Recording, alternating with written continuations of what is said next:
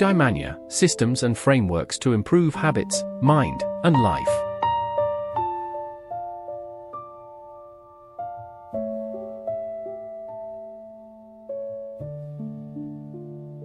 Welcome to Eudaimanya. Today, we're diving into a genuinely phenomenal book, Never Split the Difference by Chris Voss. It's this incredibly deep yet highly practical take on human psychology during high-stakes situations, written by a former lead international kidnapping negotiator for the FBI. This book addresses a massive human problem. We all face conflict every single day, but we completely misunderstand how to actually navigate it. Voss presents this radical thesis that emotions aren't the enemy of a negotiation. They're actually the absolute key to unlocking it. So we're going to break down his essential ideas, see exactly how they connect, and learn why mastering this approach is a total game changer for your everyday life. Here is exactly how we'll break this down. First, the human negotiation problem, then the core thesis of tactical empathy, the power of voice, the trap of compromise, mastering calibrated questions, and finally, bringing it all together. All right, Section 1. The human negotiation problem and why we misunderstand conflict. So picture this. You're negotiating a salary, maybe buying a car, or even just trying to resolve a squabble at home. Our go-to move? Cold, hard logic. But to see why that's a problem, listen to this chilling demand. We've got your son, Voss. Give us $1 million or he dies. Now here's the wild part. The author wasn't facing down a real terrorist in a bunker here. He was actually dealing with Harvard Law School professors during a high-stakes role-playing simulation. And that right there brilliantly illustrates our core problem.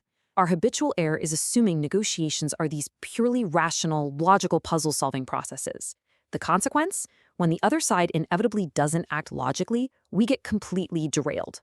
Voss's reality, which was forged in actual life-or-death FBI standoffs, is that humans are deeply emotional, irrational, and totally driven by fear. If you try to negotiate without understanding those emotional underpinnings, you are quite literally flying blind. Which brings us to Section 2, Tactical Empathy and Mastering the Emotional Landscape. To solve this very human problem of ignoring emotions, the book introduces the core thesis of Voss's entire approach, tactical empathy. The author defines it as listening as a martial art. It's about balancing the subtle behaviors of emotional intelligence with the assertive skills of influence, so you can actually gain access to the mind of another person. The crucial takeaway here is that listening is not a passive activity. It is hands down the most active, powerful thing you can do to completely disarm an opponent. It's basically emotional intelligence on steroids. Look, emotions are not the obstacle in communication. They are the absolute means to a solution. Our instinct is usually to just shove emotions under the rug because, frankly, they're messy. But the author argues that instead of ignoring them, the best negotiators actively identify, label, and influence those emotions. When you do that, you turn emotion into a tool to build rock-solid trust and uncover what the other person actually needs. Okay, Section 3, the power of voice and how tone dictates the outcome. Think about what happens when you're in an argument and you start feeling threatened. Our usual mistake is to raise our voice, right? We get aggressive, and the consequence is always the same. The other person pushes right back. The author points out that your absolute most powerful tool in any conversation is actually your voice. And you've really got three main gears here. First, the assertive voice. As we just said, using this is a massive mistake. It just signals dominance and breeds resistance. Second is the positive or playful voice. This should absolutely be your default setting. It's easygoing, it encourages collaboration, and it literally makes both of your brains work faster. And then there's the late-night FM DJ voice. Calm, slow, and totally reasonable. Now, the mechanics of this DJ voice are fascinating. The book explains that a downward-inflecting late-night FM DJ voice signals absolute control, and it instantly flips the brain's emotional switch to calm. So by simply dropping your pitch at the very end of a sentence, you establish unquestionable authority, but without triggering a fight-or-flight response. You're intentionally reaching into their brain and flipping the switch from nervous to totally calm. Moving to Section 4, the trap of compromise, and why meeting in the middle just fails. So what happens when we hit a total deadlock? We've all heard the standard advice, right? Just accommodate, be reasonable, seek that win-win compromise. But we really have to ask, is splitting the difference ever actually the best outcome for either party? The author strongly challenges this whole idea. The consequence of this habit is almost always a terrible deal for everybody involved. The book uses this incredibly vivid analogy to explain why. Splitting the difference is like compromising on shoe color by wearing one brown shoe and one black shoe. It is quite literally the worst possible outcome. Going all black or all brown would be infinitely better. Voss argues that when we compromise just to play it safe, both sides end up with a mismatched, awful deal. I mean, in his world of high-stakes kidnapping, a compromise means you pay the ransom and still get nothing back. No way.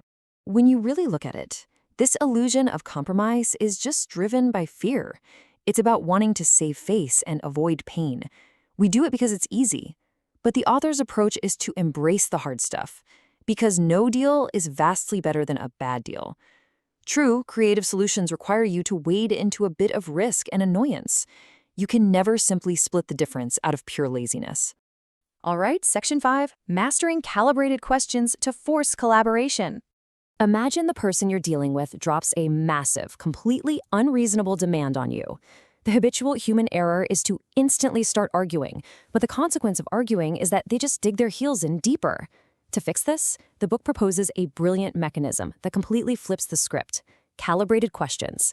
These are open-ended questions, starting with how or what, that totally eliminate simple yes or no answers. The genius here is that they force the other person to use their own mental energy to solve your problem. Here are a few absolute power moves straight from the book. How am I supposed to do that? What is the objective? What are we trying to accomplish here? And how can we solve this problem? Now, remember that crazy Harvard professor's ransom demand from earlier? Give us $1 million or your son dies. Voss didn't argue. He didn't freak out. He literally just paused, looked the guy in the eye, and asked, how am I supposed to do that? So why on earth does that work so perfectly? Because calibrated questions give your counterpart the absolute illusion of control while actually constraining them entirely to your framing. It's an amazing psychological trick. You're implicitly asking for their help, which triggers their goodwill. So now they're sweating to overcome your challenges, all while feeling like they're the ones running the show. Finally, Section 6, Bringing it all together and applying people smarts. So how does all of this fit together if you just want to get better at your daily communication? Well, it boils down to the 4 essential pillars of negotiation we've pulled from the book. 1, accept that humans act on emotion, not just cold logic. 2, deploy tactical empathy to map out their hidden needs. 3, never split the difference just because you're scared or lazy. And 4, use calibrated questions to give them the illusion of control. This book really proves that negotiation isn't about browbeating someone into submission. It's simply about playing the emotional game that all of human society is built upon. As the author perfectly puts it, in this world, you get what you ask for. You just have to learn how to ask correctly. Whether you're a leader, a professional, or just trying to navigate life, these strategies are a real game changer.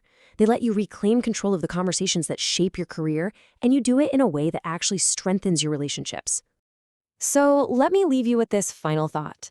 The next time you face inevitable conflict, and trust me, you will, are you going to panic and compromise? Or will you use tactical empathy to completely bend their reality? The choice is entirely up to you.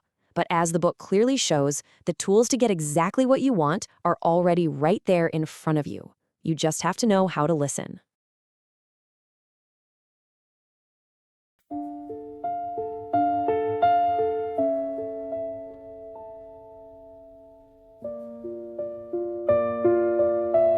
If this video was useful, give it a like, subscribe, and share. More systems and frameworks in the next Eudaimanya video.